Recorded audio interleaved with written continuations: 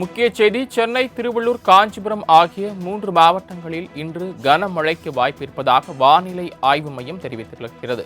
கூடுதல் விவரங்களை செய்தியாளர் செலினா வழங்க கேட்கலாம். செலினா, மழை தொடர்பாக வானிலை ஆய்வு மையம் தெரிவித்திருக்கக்கூடிய விவரங்கள்.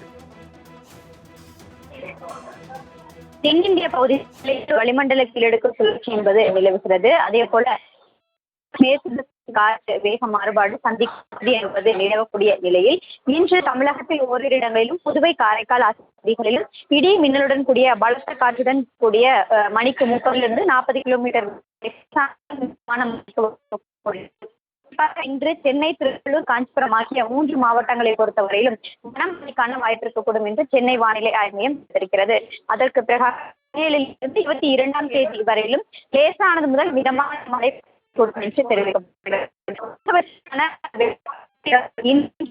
பெரிய அளவிலான வெப்பநிலைக்கான வாய்ப்பு எதுவும் இருக்காது என்றும் குறைவான வெப்பநிலை தான் இருக்கும் என்று தெரிவிக்கப்பட்டிருக்கிறது.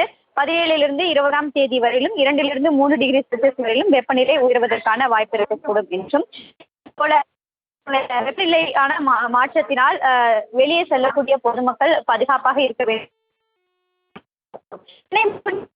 பொறுத்தவரை தாங்கள் வழங்கிய தகவல்களுக்கு நன்றி செலினா.